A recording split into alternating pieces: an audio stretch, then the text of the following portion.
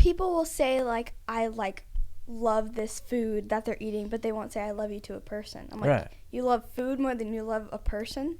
Yeah, it's a different kind of love. It is a different kind of love. We love hot dogs. Right. I think you don't like chili dogs? No. I don't like chili. Really? I only like hot dogs if they're grilled. Dogs. Oh yeah, that's food from heaven. I think probably the manna in the wilderness was a chili dog.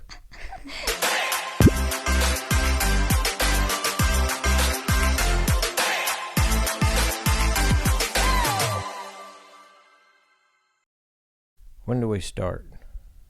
Whenever. Are we already started? We're here. We're on the podcast. Because this has already been interesting. We're podcasting. This has already gotten interesting because Presley's been singing about Megan Maroney. Yeah, we had Presley and Jacob on the podcast today. And Jacob wanted to do this deal on identity. And the first thing Presley says is he's got on girl pants. No, well, okay. So he figured out I'm wearing gender neutral. No, I said, hey, like, I have those pants too. And Bethany said... She wanted to make him feel manly, so she said, hey, I have those pants. And then I was like, wait, I actually do so too. I'm thinking identity might be Yep. a good subject, yeah. They're gender neutral. Jacob said, hi, I'm Jacob, and I wear girl pants. That is true. I did say that. And that's why I'm here on this podcast. Just saying. Jacob has a lot to say, y'all. But, he just got off of a night shift. But you were talking about singing. Mm-hmm. You going to sing for us? Oh, I'm very bad. No, yesterday she was terrible. She was good. Yesterday she comes into church and she's like, hey, let's go to Justin and ask him who's better at singing because I know I'm better than you. And I'm like, I know you're not, so let's go. Yeah. And I was better than her. No, you weren't. What genre were y'all singing? Hallelujah. We sing Hallelujah. Yeah. Everything I do is country. It doesn't matter what I do. I prefer country. When we got married, my wife, she wants me to sing this song and play my guitar. Oh. Which is fine, because I've sang and played my guitar forever, but she wanted this song that wasn't country. It was when I got through with it. What did you sing? Huh? What did you sing? It was something about Jeff Moore in the Distance. It was, I can't remember the name of the song. I can remember some of the words. But that's been 20-something years ago, 23 years ago. Well, you were saying that your family had... Oh, yeah, there was a time my family had a country band. But that was... I remember going out to the farm. My dad had a 200-and-something acres outside of Brownwood. I didn't even know that. You didn't know that? No, I was just saying... Yeah, our family, when they came here, went to Brownwood and came where here Camp from Bowie where? is. Like, are we And we settled immigrants? there. Huh? Are we immigrants? No, we came from, like, Mississippi. Oh. I was like, I'm confused. Well, everybody here is immigrants. Well, yeah. Yeah. But I meant, like, recent. Unless your name is Cochise. That's less generations than I thought. But I'd go out to the farm, cheese? and they had these little 45 records and one of those old wind-up phonographs, and they'd play those records of the family band on that. Really? So y'all were like a big deal. No, we weren't a big deal. They weren't any good. So could they were. so you could record yourself on a record back in the day. Back then you could, yeah. Back in the day? I guess you still can. We got different technology now. I've been through every kind of technology from that to when I was in high school. We had 8 tracks. Oh. I don't even know what those are. Oh yeah, you'd have 8-track like a player. cassette tape? Had these tapes about this big, Oh. and it had this little box down there, and you plug that 8-track in. And then we got fancy and went to cassettes. I remember cassettes. You did cassettes. My grandpa had like the tapes like that. Whenever all the cousins would go over there, that's how he would play the movies, like put them in. He had so many different VHS tapes. VHS. Yeah, I had that too at Grammy's house. I had a lot of VHS. And I always watched The Wizard of Oz on a VHS tape. Yeah, but we had records all over the place. We had a lot of records. And now look at you, you're podcasting. Yeah, I'm New tech. a modern dude. He's a modern dude. And when we're talking about identity, I know who I am too. Well, would you say guy. that your generation affects your identity? Well, sure. Yeah. Oh Yeah. yeah, big for time. sure. I think like even part of the reason we started this podcast is just because of generational perspectives on what we think is wrong and right, and some of it's like, man, we can both be right. Well, how we reach people nowadays is completely different than how reaching people was back in his day. Oh, for sure. Everything is digital now. Pretty much everything. If you don't have a phone, you're kind of like out of the loop all the time. Some days I wish I was out of the loop. Yeah. I Yeah, love yesterday that. yesterday was one of those days. That thing just rang and text companies blowing up. Yeah. So And okay. some days so I want to take some of the modern technology and throw it in the bay. oh, okay. Well, so back whenever you were a kid, Mm-hmm. what did reaching the church look like? Like, what was y'all's best modern technology? Oh, well, we did 2-week revivals Mm. back then. Were Like a big tent It's revival? hard to do revivals now because people go so many different directions. But people are kind of in a smaller community mindset. Neighbors like to talk to one another, and actually the 2 weeks revival started because back they'd lay the crops over at the harvest, so you'd have this kind of a 2-week gap in there, and so we'd have revival during that time, and a lot of people would come to the revival, and we'd see people get saved, and then we'd go door knocking. Hmm. We knocked on yeah. all the doors in the community, and nowadays we can't do as much door-to-door visitation because somebody shoots you. That is Yeah. When me and Jacob were in the youth, yeah, we did a this- little bit. We did. Yeah. We actually, not last week, but the week before, there was a lady, and I had probably never seen this lady in the church, but I didn't recognize her, and she came up to me and said, "Hey, you've been to my house. You came to my door and Really? told me to come to church here, and I've been coming to church ever since." And I was just like, "Wow." Yeah, we still That's- do some of it. You yeah. know, matter of That's a fact, cool at story. Easter we're going to go pass out these things all over the place. These flyers The that I'm struggling to flyers. make. Me and Presley made these really cute flyers They're yesterday. adorable. And I'm like, for some reason, I feel like immediately this is not what my dad's looking for, because it's like, Is it girly? it's the one I showed you Mm, It's the one you showed me. yesterday. That wasn't bad. No, wasn't but he was wanting a that more, good. he said a more rugged look because we're doing it outside. So it's going to okay. be sort of like a big tent revival almost, which makes sense. But Presley was like, what? Are you kidding? I really like that one. yeah, no, they were adorable. I really liked them. We're trying to do kind of a man thing. Yeah. Man, thanks. Yeah, we Man like thing. break things, kill stuff. Okay. Yeah. We're Not making like, a Yeah. man like invitation. the Making a opposite of my mess. pants. Yeah, we want the What? men to stand up at church and be men. Yeah. Yeah, that's why we're also working on a T-shirt design to sell and I was talking to Shanna about it. We're trying to design a new merch for the church, and I'm showing her some stuff, and I'm like, I feel like A lot of we it's can girly. make these gender neutral, but they need to look more guy-like because we need the guys to wear them because men need to represent like the passion merch is Mm-hmm. like the passion merch. Yes, because that's very gender neutral. I feel like both girls and guys will gravitate towards that. but I feel like we really need men to be representing the church because That I think a big part of that would be hats. yeah, that's what we talked about Hats. too. I think hats would be a big seller for we need men. it, but I want a cool hat. I don't want. Yeah. I want a hat I'll actually wear. Yeah. Oh yeah. Yeah, so, you know, sometimes they come out, they give you this hat, and I ain't wearing that. No. No, that's a doofy looking hat. Doofy. Yeah. Yeah, but anyways, talking about identity, you know, identity can go a lot of different ways in how you define yourself. So, like, it can be as simple as gender, and then it can go further into, you know, do you define yourself as a Christian? Do you define yourself? Go Well, ahead. I think nowadays a lot of people define themselves based off of what they do in their life. Like when you introduce like yourself to somebody, what's basically the next question is, "Oh, well, what do you do for work?" Yeah. And I feel Well, that's the way like men identify themselves. exactly. By what they do. I'm guilty of it. I let that kind of define myself a lot, especially lately. I mean, but that's always the second answer to the question is Oh, wow. if Speaking y'all of didn't know technology, that that's his band. can't live He without the recorded that phone. song. Wow. Hopefully that doesn't get copyrighted. Let me. I don't know how to do it on this phone. So Oh gosh. the other side, Yeah, that little small button, this one. Slide it. hold it down. Oh, he's gonna Now you're power on off. silent.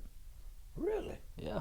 Yeah, Oh, this you is got a- the new phone. Yeah, I had to get a new phone because I keep breaking 'em. Yeah. Well, anyways, I like what you're saying though, because yeah, a lot of people identify themselves with their occupation. I feel like, go ahead. I'm very guilty of that. Remember whenever we were doing introductions In the in college class. I was like, I've been a cheerleader my whole life. Yep. Exactly. That's like, what else do you say? Why don't we introduce ourselves like, hey, I'm Jacob. I'm a follower of Christ or a child Yeah. of God. Or Yeah. you know, if or Brother Robert could be like, oh, I'm Robert Simmons. I'm a father. Yeah. Well, and at something- college age, it's really crucial because I think we start to search for our place in this world, like our identity, and we're like quick to be like, this is what I'm doing that's impressive. And for some reason, we don't think being a follower of Jesus is enough because that's not what we're necessarily shown in the world. Like, we feel like maybe some people feel like they have to go off to college. Not saying you feel like you have to, but Presley gets to go off. Some people feel like they need to have a really high paying job. Some people feel like they need to retire by the age of 30, which is insane. That is crazy. But I think it's just a weird place in people's lives because I think from the ages of after you get out of high school to maybe 30, I feel like there's a lot of eyes on you from your family, your peers, because some of y'all are marrying young. Some people Yeah. don't have a spouse or boyfriend or girlfriend. Some people get a job. Some people are still working a part-time job with a degree, and a lot of people feel like if they don't find that identity in the world, yeah. then they're failing. Dad, can you speak to that? Is that Well, y'all are on one of the most crucial things there is. Who you identify yourself as is going to determine everything you do. yeah. When I hit the floor of a morning, the first thing I tell myself is I'm a man of God. Mm. Where's my sword? Because I am a soldier of the cross and I'm an ambassador of the kingdom. I want to know my sword, my weapon, very well because I'm going to have to wield it because the enemy is going to attack. When he does, I'm going to stand firm. Exactly. However, I'm also an ambassador of the kingdom. And as an ambassador of the kingdom, I'm going to be kind and exhibit the fruits of the Spirit and represent the kingdom of God well. But that's who I am. Yeah. And and I tell myself that every day. I don't want to jump out of bed and say, well, I'm an alcoholic. No. Or, well, there are people who do that. Yeah. They identify themselves as alcoholics, or they identify themselves as dope addicts. And if I get up every morning and say, well, I got a drug problem,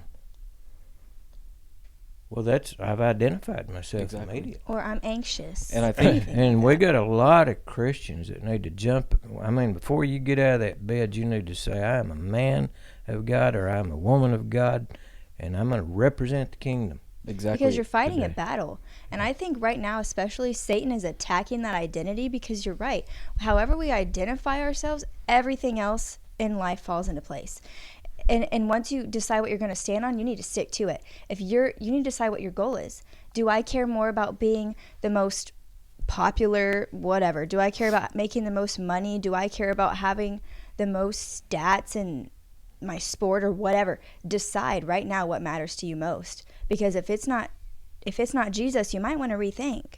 Because your life is not going to be what you want if you want to be a follower of Christ, if And you're not putting him first. I think that's a part of a big problem that our age group has is 1 foot in the world and 1 foot out, and you can't play both. You can't Yeah. be lukewarm. it's miserable. Hmm And I think, because we've been going over this in the college class, and I think it definitely ties back to the fruits of the Spirit, because in Galatians it gives you the list of what you're not supposed to fall into, and then it gives you the fruits of the Spirit right after it.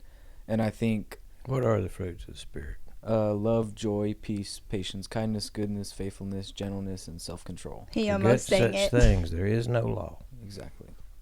And Yeah. I think a lot of people, when they're trying to find their identity, they fall into those lists of what you're not supposed to do, and they fall into a cycle of momentary in the moment feelings. Yeah. But right after that moment's gone, You regret it. you regret it, and you sit there and you dwell, and you're like, man, why did I do that?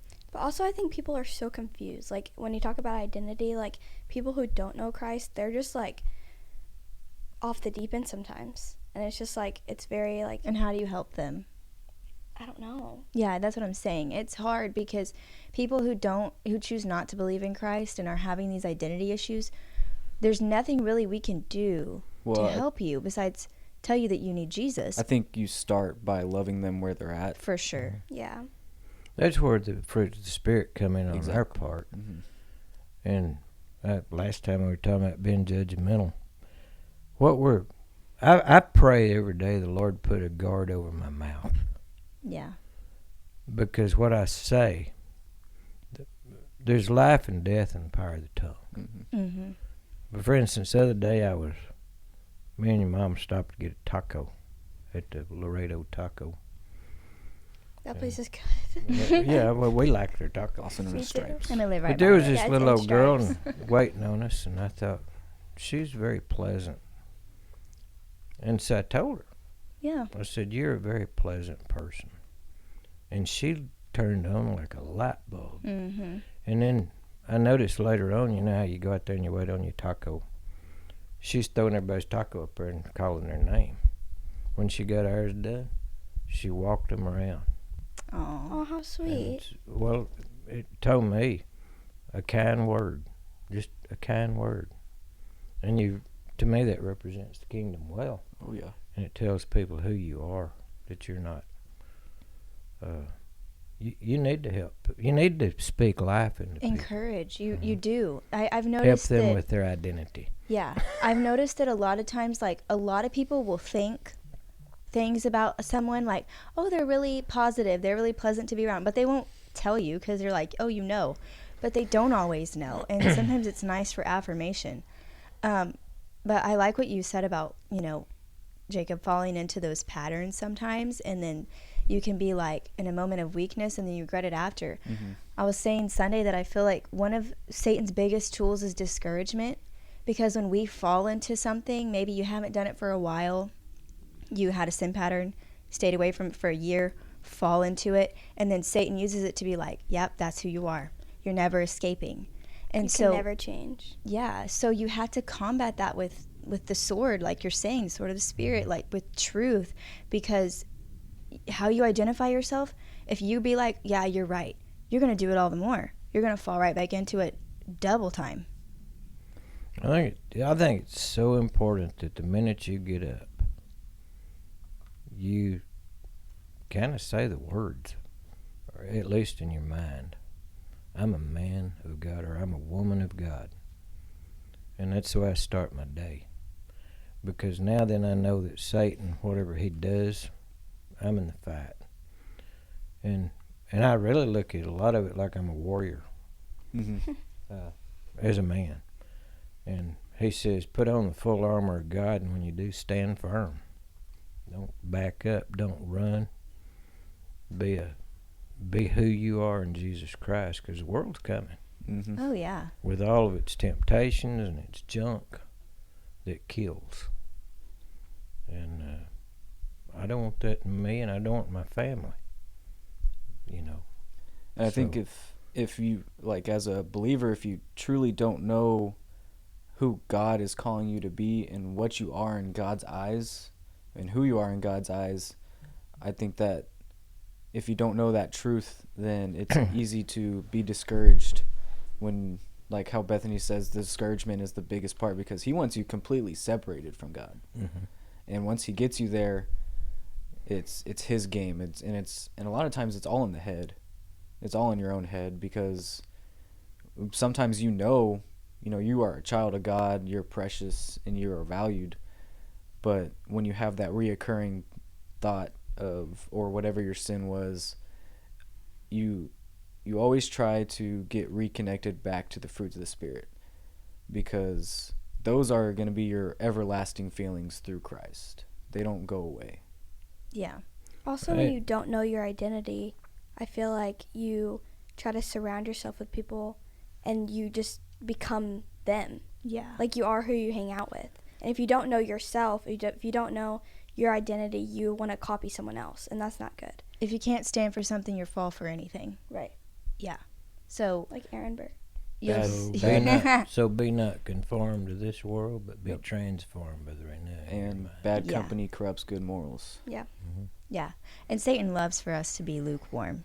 Like, Jesus says, if you're lukewarm, I'll spew you out of my mouth. Well, when I've been going through the miracles with the kids in kids church, and the last one we did was the pool of Bethsaida.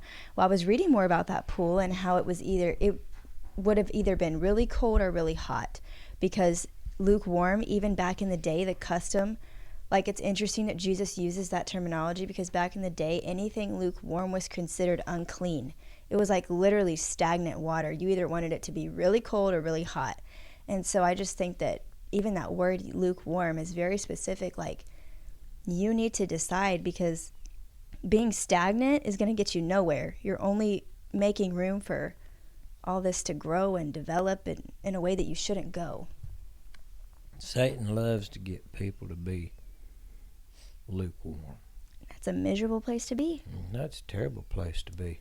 It's fun. It's exciting to wake up and know who I am, and we got the kingdom of God thing going.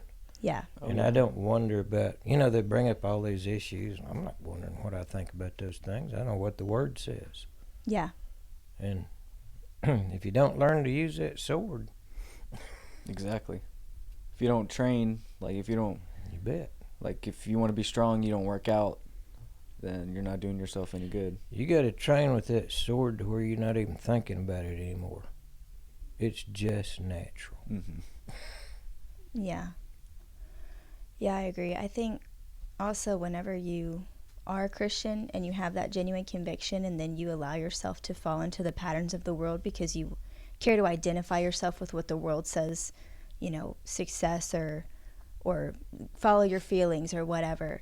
When you do that, you are the most miserable human being, because you feel like you always have to hide because you have genuine conviction and you're doing stuff you shouldn't. Like, you are way more miserable than the non-Christian doing all that stuff.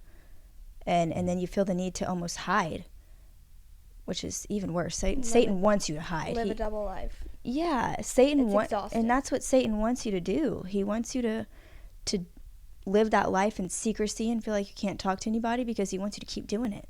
And there's no accountability. Well, that's when the Holy Spirit's tugging at you, and that's why you feel so convicted almost, because you know what you're supposed to be doing right. You know what God's will is. And Yes. how you're supposed to live in His image.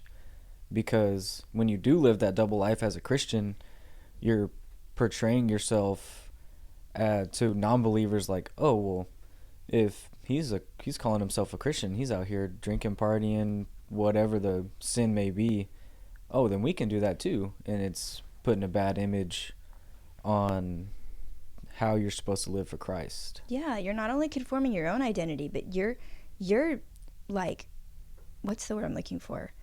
You're really giving a misrepresentation of Christianity as a whole, the identity of a Christian as a whole. Whenever you're saying, I represent Christ, but I'm going to live like the world, then people are like, well, then why should I want to follow Jesus if you're no different than I am? Mm-hmm. Y'all looked at me like you expected me to say something. I'm also looking at Presley. This is the quietest Presley has ever been. I've had ideas and I want to say something, but then you just say it. Well, go ahead. Say something. Yeah. Or sing. I feel one of my good friends, she Presley thinks she's a singer. I'm sorry. Keep going. I'm not a good singer. I only tell Bethany I'm a good singer because I'm better than her. No, you're not. No, you're not. One of my good friends, she always claims that Christians are the worst ones because she knows people who live that double life, and that's all she's seen. So she's kind of had a bad representation, like you just said. Mm-hmm. And so I try to be that one person that she can look at and be like, hey, I'm doing something right, but obviously I make mistakes too. So it's just difficult for me because she tells me that all the time, and I was like, well, what about me? I'm not doing all those things. I don't know.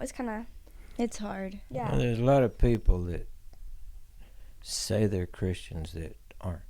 Right. And then she's like, well, look, she just got baptized and look what she's doing that night. And I'm like, yeah, you're right. That's just unfortunate. Like, And some of that is genuine, but it's a baby Christian that they still need to grow, and sometimes that takes a while. But then some of it is like Dad's saying, some of those people may think they're saved and they're not. Well, think- if Jesus doesn't change your life, you're not saved. Exactly. Yeah. I think there's some things. You're religious, maybe, but you're not saved. Yeah. I think there's some things in your life, obviously you have a sin problem before you get saved. And I think there's some things in that nature that you're going to stop on a dime and make a complete 180. And I also think that there's also things that you have to work at to make that full 180. But You mean you're not perfect? no, Really? nope. Not even close. That's not what he says outside of here. no, he Is thinks it- he's perfect. He thinks he's perfect? Yeah, he's just trying to say that. So now 'cause we're you're lying on the future. podcast. Showing all these believers that we're supposed to be lying. No. Whatever, You Jacob. can't trust him. Yeah. No, you can't. Wow. Oh wow, that you probably shouldn't say that. Every single It time. all goes back to Genesis, back in the garden. Okay. Wow. Okay. Man was supposed to be the one to take care of the woman, and where was he when she was eating the fruit? That's That's the true. reason That is true. I don't know. The Bible does say Yeah, it was yeah. not the man who was in transgression, Adam wasn't but across. The woman was. Yep. Presley, say whatever you were saying. We should change this. Another thing I think is Everybody knows we're joking. Yeah. We're all joking. I hope Yeah, that's so. where- This is all a joke. This is for fun. Dad's Yeah. actually a feminist, if you didn't know. You're a feminist. You can have. I don't even know what that is. No, he's not. He is not. You can. But he's You not. can wear my pants when you identify as a feminist. Oh wow. So you identify as a feminist, Jacob? No, just the pants, I guess. I No, don't you know. just identify as part girl. I see all these guys trying to get in touch with their feminine side, and I'm like, Why? I don't know. I can't. That's like one of the I don't think I have new one. movements now. Do you know any girls that are attracted to that? What? A feminine guy? I don't think so. I'm not. I don't either. Yeah, So I don't know why that's a thing. I like smart guys. I like I always manly thought guys. guys ought to be guys and girls ought to be girls. Yeah. And it should stay that way. Yeah, And that's another thing about identity too. People get so confused with that. Mm-hmm. especially right now. Especially right now. People are just think they're the other gender and have like crises, and I don't know. I honestly, I feel sorry for people. I feel that- sorry for them too, but I just Yeah. I like can't wrap my head around that. Like I can't like comprehend like why someone would want to do that. Like genuinely, I don't either. I think there's probably a lot of reasons for it, and we probably don't want to go here, but Well, I do think So- that we need to keep in mind that we're always fighting a spiritual battle, yeah, and we underestimate the power of heavenly and demonic influence. We underestimate it. oh yeah, big time. I mean, Satan's a liar, Yeah, and he's really good at and it. if he can convince you, well, we're back to identity here. Yeah. If he can convince you you're not who you were created to be, Mm-hmm. he's pretty well got you. yeah. Yeah, and that's like what you were saying earlier. Like when you wake up, the first thing you do is go to battle on your knees because we are fighting a battle, and it is really hard to fail when we live in the world where the Prince of Darkness. This is his place. Yeah. So, So, who are you I think- created to be, Bethany? I was created to be a child of God. And what's your purpose? Wow, really being put on fire. Well, to glorify God and to proclaim the gospel. I think at y'all's age, That's it. you know your overall purpose, which is what Bethany just said, is to glorify God. Mm-hmm. Maybe at your age you haven't worked out yet what that looks like In this world. in this world. For instance, I'm old, so I know. No, you're not. You know, I've been pastoring for nearly 50 years, so I know I didn't know that. evidently how I'm going to work out my glorifying of God. How Yeah. old are you? How You don't old mind- am I? Guess, Yeah. guess. Yes. Well, I was gonna say like 63, but you said 50. You've been preaching for 50 years, so. I'm 68. Oh. Okay. Does he look 68? Were you thinking older? Your reaction kind of said No, that well, you were thinking I was older. trying to do the math in my head. Oh, yeah. I started very early. Yeah. I mean, I started preaching much earlier than that. He's had a kid living at home now for 44 years. The first sermon I ever preached, they put Dang. a box behind the pulpit so I could see. Oh, that's cute. That's exactly what he wanted to be told, Presley. Yeah. I'm sorry. Well, and seriously, it's being short hadn't been fun because they used to have these big pulpit chairs, and you always had to sit up front, which we don't do anymore. But my feet wouldn't hit the ground. I'd be up there about to preach and swinging my feet. But you don't let your identity rest in the physical. You're right. If it did, Or- I'd and be if it- sunk. Yeah, well, if you did, you wouldn't have gone as far as you did, even spiritually. Like, as silly as that may sound, like, really, if you would have let that stop you, maybe you would have spent more time, like, well, let me compensate in other ways, you know? Let me buy shoes. But to he was make me so taller. he was so well grounded and taught that his identity isn't a physical aspect Yeah. Yes. in the Lord's eyes. So I think when new believers come in, I think that's like an important thing to really hone in on, because then it makes it harder for Satan to get you out of that mindset. Yeah. And that's really of important. I you're think not that enough. we need to tell other people who aren't believers, because people are having these identity crises, and like maybe that is physical. Maybe they just think they're just like, I don't know what they think, but they think So that how do we help them? they put their looks on a pedestal. And you can help them by, I don't know. How would you help them? You can love. That's what I was saying earlier. It's like, how do we, right, we have to love them where they're at, really, that's all, because how do we tell you who you are whenever you refuse to believe in the one thing that you can only rest in, which is Jesus? If you don't choose to believe that, then there's not much else we can do than love you where you're at. And I Yeah. think love is like something kind of like taboo now. Like, I'm very comfortable saying I love you, and I will say I love you to anyone. I feel like some people Okay, so let me tell the story. or I miss you or anything. There's- I think that's very endearing. Yeah, so Jackson Chapman has this friend from school that he's been bringing to church, and Presley is very comfortable saying Oh, that she yeah. loves people. Well, the other night she tells him, bye, love you, miss you, and he just refused to say it. Well, later I was like, why didn't you say it? And he was like, my mom raised me better than that. Like, we just don't throw around that word. And so I think you should throw around that word, because I think that it makes it less like, I don't know, like, oh, I don't want to say I love you.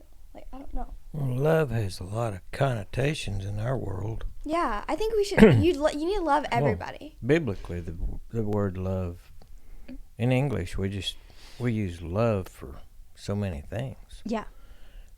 But the Bible breaks it down. There are different words that are used for love. For instance, you would have used the word philia if you were speaking Greek, because the word philia carries the idea of friendship, love. Yeah. But if you were, Man, you're popular today. yeah, that's my bride. Oh, he's got to answer. Hello. You still need to be picked up at noon? No, I'm gonna use the truck. Oh, you didn't let me know. Oh, I meant to, because I called you. He's in trouble on the podcast. Okay. Bye-bye. Yeah. But But there's different words for love in Greek. People will say like, I like love this food that they're eating, but they won't say I love you to a person. I'm like, Right. You love food more than you love a person? Yeah, we It's No. a different kind of We love. love- It is a different kind of we love, love but people hot dogs. right. And I think I You don't don't love love you don't like chili dogs? No. Oh, I don't like I- chili Really? or I only like hot Dad dogs if loves they're chili grilled. dogs. Oh yeah, that's food from heaven. I think probably the manna in the wilderness was a chili dog.